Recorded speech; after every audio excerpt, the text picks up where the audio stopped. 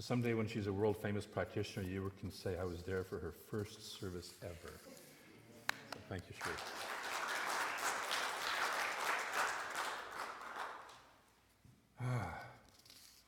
She's also available after the service to support you in prayer. And what I know about Sheree is that she has a big, powerful heart and is also a fabulous manifester. We got to observe that through class on a number of occasions. So I would take advantage of that prayer process with her.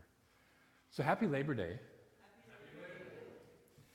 The cartoon strip Pogo, the key character, the main character, Pogo, used to always say, he'd work on Labor Day. He'd say, it's my one day of labor a year. And his friend Albert the alligator would always try to say, no, wait, you've got that backwards. And usually by the end of the cartoon strip, Albert would be sitting there, no, wait a minute. Maybe he's got the right idea. So we have this one day of labor a year. It's also the end of summer, as the kind of unofficial end of summer, as many of you know. Our singer for the second service, Laurie Jones, just drove down from Portland, where it's already raining and cold. And in Redding, I'd like to say, oh, thank God it's the end of summer, meaning, it's the end of those 115-degree days. I don't know if anybody else can relate to that here, but when I was living in Portland and Seattle, it's like, oh God, it's the end of summer, and our joke in Seattle was that summer begins on the 5th of July, that's after the fireworks get rained out the day before, or clouded out, either one, and then ends, kind of usually late September or so. But here I think it's kind of a good thing because it kind of cools down and the risk of fire kind of goes down a little bit and stuff like that. And it's our last day to wear white officially, if we care about that or not. And so, and I know you all are fashionistas and very, high on that, so am I, but I thought I would play with that. But the real reason for Labor Day that I just wanted to spend a couple minutes talking about, of course, is to honor the labor movement, to honor those beautiful souls who came before us to help us to establish having labor rights, having fair rights in our work, and having some of the abuses that were going on ended and transformed into something better. And many of those people gave their lives for that. They literally were killed. Oftentimes others were beaten, and there was great opposition to that until finally in 1897, I believe it was, the federal government recognizing labor and having just made a huge mistake, having killed a whole bunch of people in what was known as the Pullman strike a few years before that, declared a day of honoring the labor movement. Interestingly enough, Oregon was the first state to honor the labor movement, and so they did it about 10 years before the government.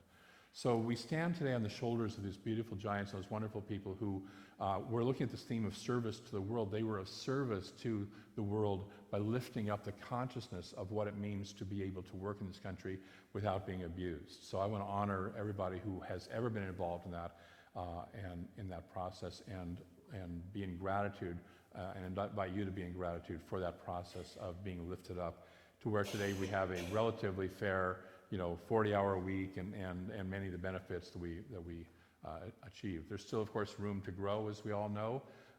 There's the equal pay for equal work and a livable minimum wage and all that still to work out and figure all that out. But we stand on the shoulders of giants who've gone before us, and we continue that work. So our topic today officially is service to the world. And as those of you who have been with me for a long time, for this whole year, know, we're working on this, creating this theme, we're working on this theme that all the religious science churches, or many of the religious science churches are working on, of creating a world that works for all. Creating a world that works for all. And so the Ernest Holmes quote for today is, service is the keynote to success and implies constructive work. And I want to do a sidebar to that. Constructive work by that is not being a construction worker. It's work that moves us towards something. And in our work, we can always look for, how am I doing my work to move towards something rather than to avoid something else? We can have a different attitude about it if we wanted to. But how is my work and how is what I do constructive?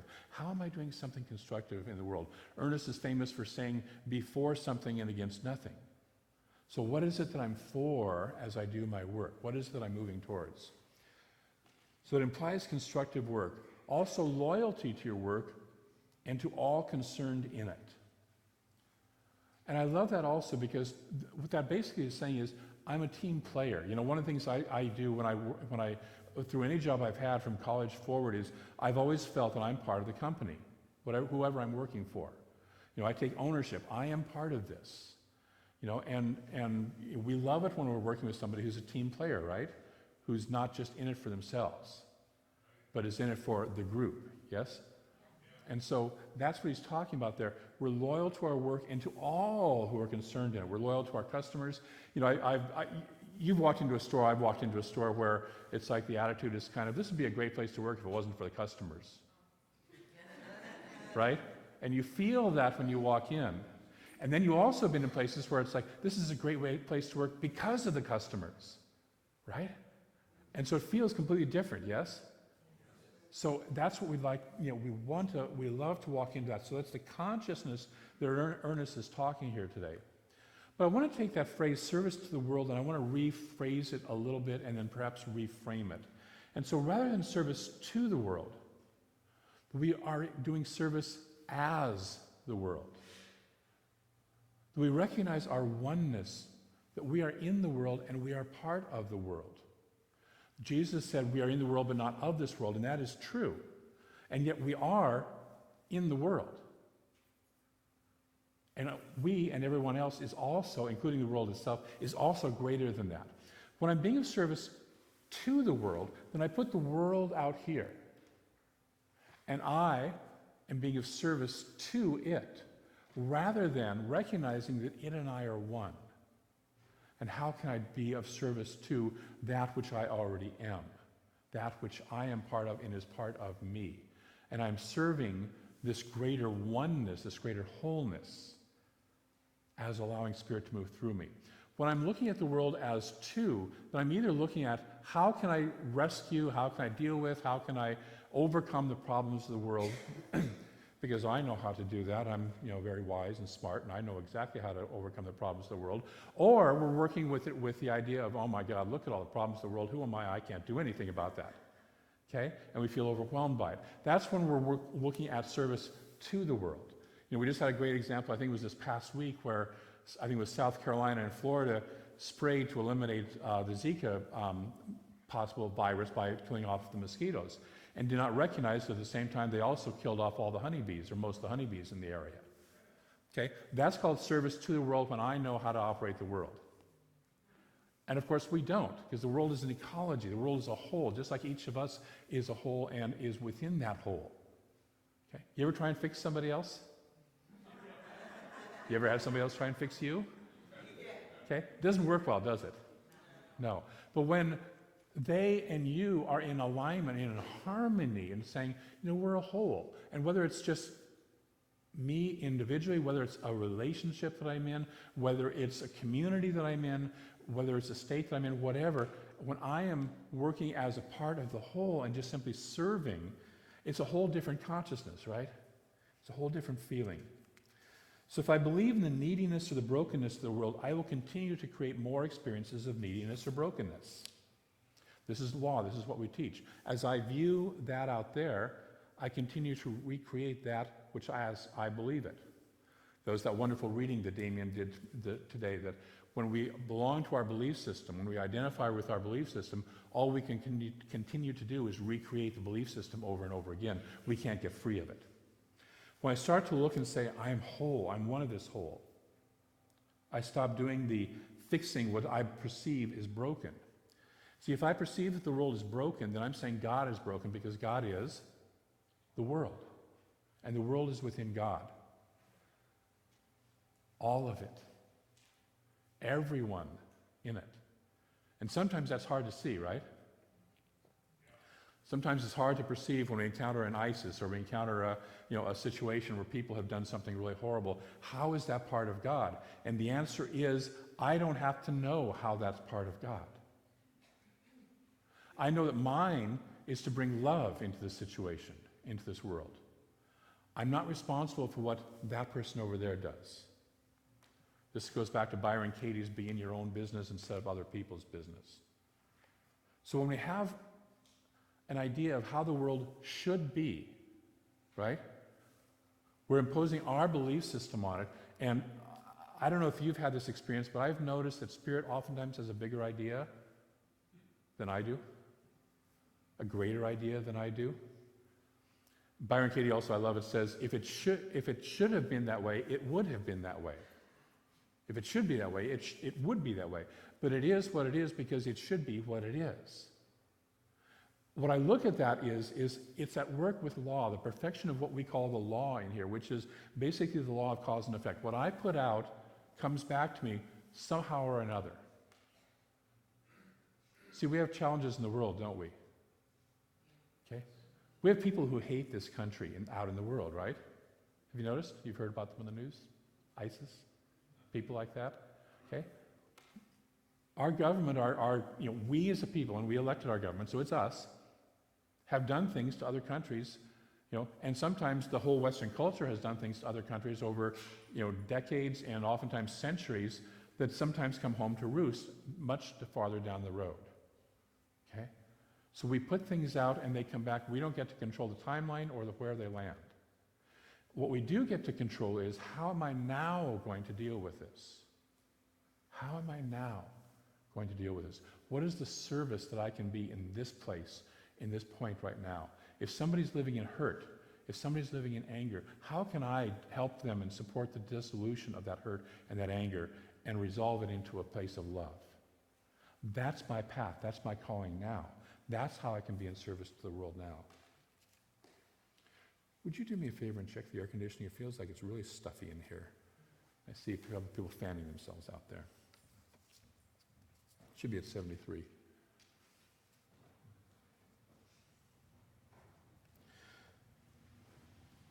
When we get stuck in seeing the world as broken, we can get stuck in what psychologists call the victim, rescuer, persecutor triangle.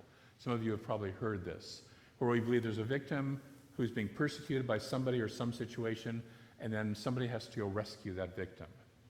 Anybody ever heard of that? Anybody ever play on that? We should all have our hands up. When I'm trying to rescue a victim, what I view is that person is not powerful enough to deal with their life themselves. Now, there's a difference between being helpful and rescuing, okay? Big difference. We've all been helped, and we've all had somebody try and rescue us. One feels good, the other one doesn't, right? And so what happens with that is we cycle through it. We try and attack the persecutor or get them to stop victimizing this person. Eventually the victim gets tired of being the victim, and so they either persecute the persecutor or they persecute the rescuer, and the whole thing cycles through. I remember one of the first times I heard about this, I was in a restaurant having lunch after being introduced to this in a workshop, and I watched the family next door literally run through all 3 points of the victim, rescuer, persecutor triangle in about 2 minutes of time. And it was really it's like the three of us were having lunch, it's kind of like, oh my God, that's it right there. And so we do that, we get into that. That's a belief in that a person is not empowered. And the way out of the victim, rescuer, persecutor triangle is to recognize that all of us are empowered. Now we can support somebody in recognizing their power, but we can't view them as not empowered and I gotta go rescue them. That doesn't work. It doesn't work for us when people see us that way. It doesn't work when we see other people that way. So as I see the world as whole, perfect, and complete, and I'm just here to share my own wholeness, perfection, and completeness with it, it shifts how we are in the world. And so, of course, we first have to recognize that you and I are whole, perfect, and complete just as we are. Yes? And the challenge, of course, is we all have a list, don't we, of how we're not whole, perfect, and complete. My body shouldn't look like this.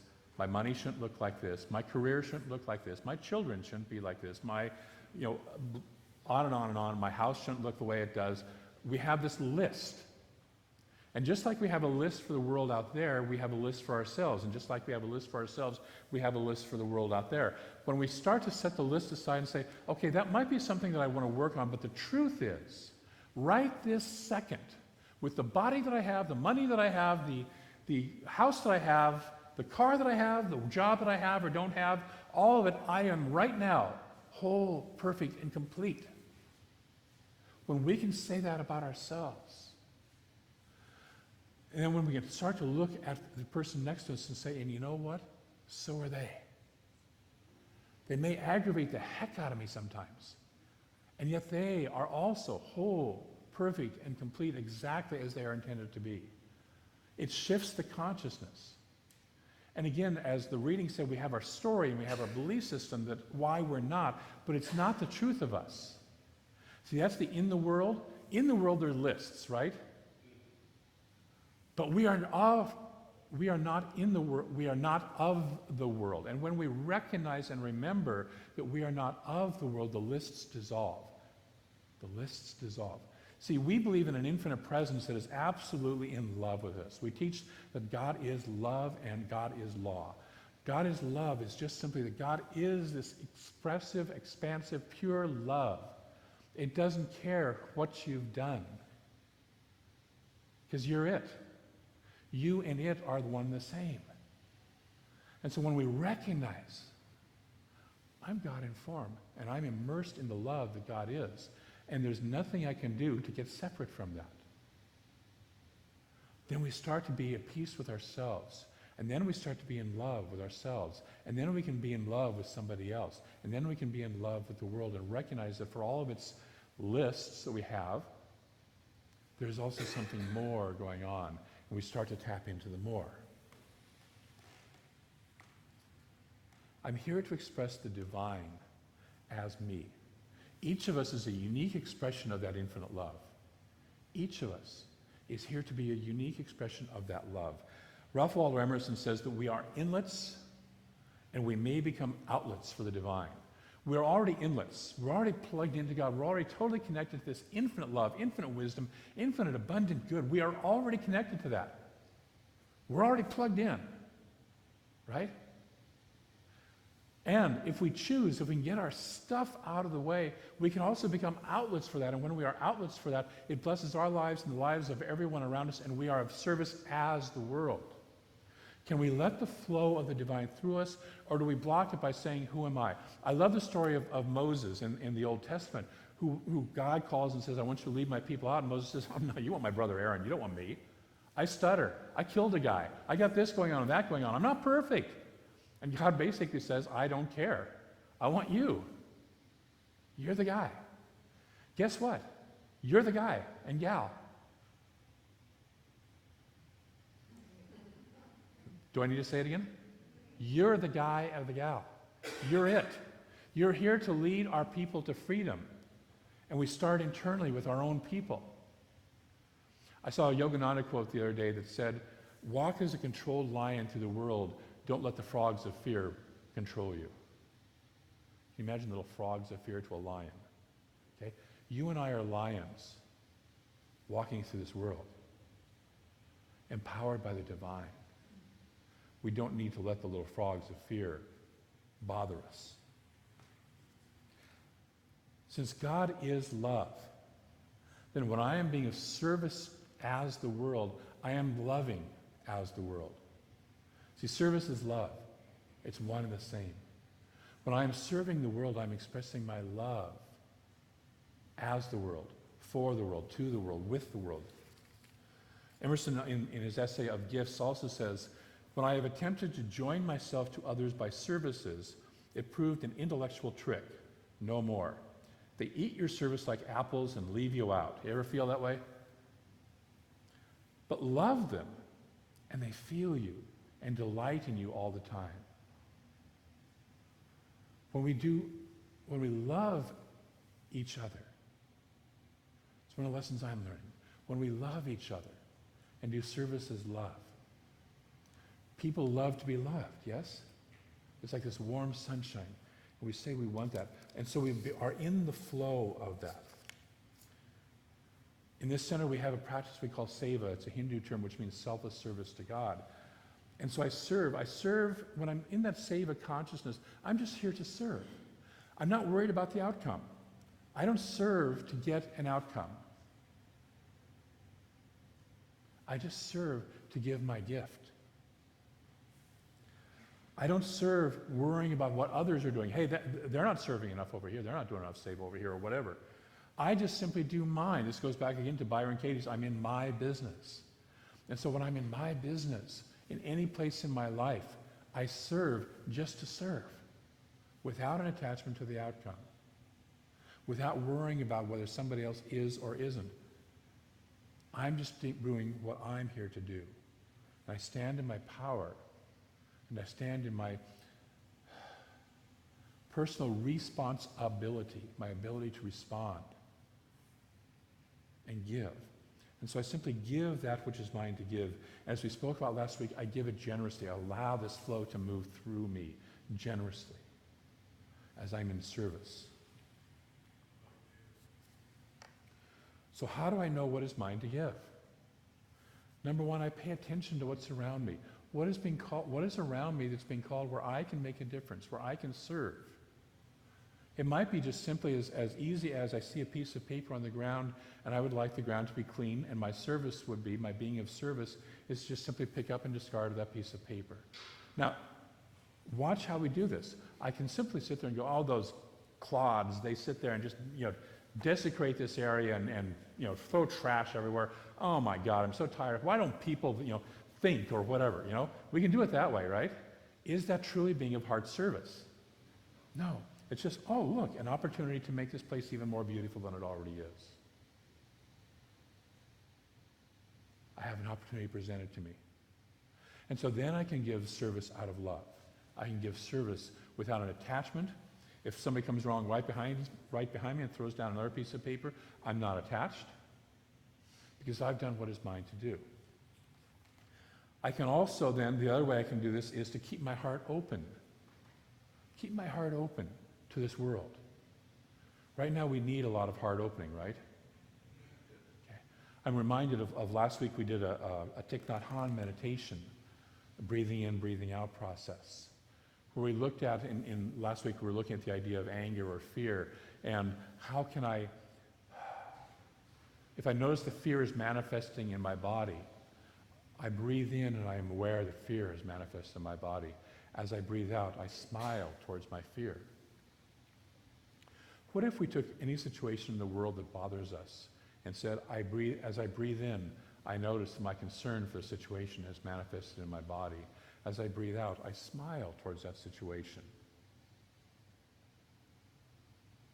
See, we've all tried, I don't know if we've all tried, I've tried the sledgehammer method of getting rid of what doesn't work for me, or the machete method, or whatever you want to call it, right? Okay? The surgical, not the precise surgical, not a little scalpel, but the whack it out, okay? I can tell you, based on results, over 65 years of experience, it doesn't work in the long run, okay? What I find is when I start to love it,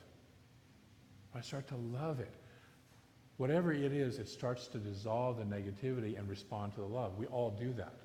It's like a plant responds to the sunlight. Can I love this situation? And some of the situations are challenging. But can I see past the situation and recognize that within that person is God? And within me is God. And God from me to God to that person, I shed love, I shine love and light to that person. Okay? How can I be of service as the world? What is mine to give? So I want to invite us this week to practice three things. Number one is to behold the world with love. There's a lot of people, especially the media. Okay? Media doesn't like us perceiving the world with love because that doesn't sell newspapers or advertising or anything like that. Can I perceive the world with love? Can I just look at whatever situation and just say, you know what, I am willing to see this through the eyes of love. I don't even know sometimes what that looks like or how to do that, but I'm willing to be a place that holds that in love. Not in competition, not in a contest that I have to win, but I hold it in love. I choose to be an outlet for Spirit's love. Okay, that's the first practice. The second one is to notice and release any judgments I have about the world. You can spend a lot of time doing that, by the way. But notice and release any judgments that I have about the world. Be loving towards myself. Be loving towards others. Instead of having the list and focusing on the list, practice love. I love it. Louise Hay has a practice that she invites us to stand naked in front of a mirror and just say, I love you, to yourself. And many people won't even take that on Or if they do, it's like, all their judgments start rolling back at them. And so if you wanted to, I invite you to take a look in the mirror this week, naked, and just say, I love you, until you can actually feel that. Until you can notice all the list start to dissolve. But notice those judgments and start to release them. Another way to do this is to practice that Thich Nhat Hanh breathing exercise. And then the third spiritual practice is to share your gifts with the world as service. To share your gifts with the world as service. And it's not about, by the way, whether you paid for it or not paid for it. You can be paid for your service. You can be paid for your gifts. What is the consciousness that I give my gifts with? Am I showing up at my job, if I have a job, to be of service in that company? And yes, I'm grateful for being also well reimbursed for that, right? But am I there in a consciousness of service, or am I there in a consciousness of trying to get something? It's the consciousness. Am I serving from love? So those are the three practices I invite us all to play with this week. I'm working with this. Number one is to behold the world with love. Number two is to notice and release any judgments I have about the world, including myself. And three, to share my gifts with the world as service. Would you be willing to play with me this week in doing that? Yes. Yeah. I think we have a powerful, powerful effect on the world and influence on the world. We never know, whenever we drop a little pebble in, where those ripples go. And so just us, and you sit there and go, well, it's just me, and why, you never know where that goes. So I invite you to play with that. I'm going to close with a reading from the 365 Days of Richer Living by Ernest Holmes and Raymond Charles Barker from today's reading. And they say, since the only life you can have is the life of the Spirit within you, you need but permit its radiance to flow through your thought into self-expression. We just have to be openings, as Emerson advises us. You are surrounded by a dynamic force, a great surge of living power. You are immersed in and saturated with the vital essence of life. Its presence permeates everything, binding all together in one complete whole. You and I are one of that whole. You and I have this flow moving through us. You and I can walk like lions of love through this world and not be intimidated by the frogs of hate, fear, and hurt. Play with that this week. Let's move into prayer. So I know that there is this one infinite presence. Beautiful, perfect, love, everywhere presence. We're immersed in it. We are one of it. There's nowhere else to be outside of an infinite. So we are one of this infinite presence, this infinite love. And we allow ourselves to express this love through us in the most beautiful, most powerful, most perfect ways.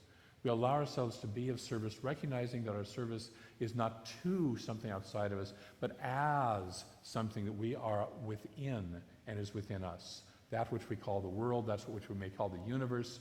We are simply, the service that we are being is to allow that love to flow through us.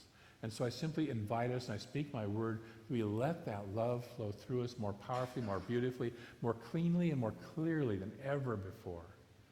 We open that door. We say yes to that love. And allow it to serve ourselves and everyone around us. And for this, and for each person who says yes to this invitation, I'm so grateful. For each of us, as we share our love, share our service, and for all the beauty that comes from that, I'm ever so grateful. And so I release this word into a law that I know moves it into form and expression within each of our lives as we are simply willing to say yes to that law, yes to this word. We do so by affirming it together and saying, and so it is. Bless you. Thank you.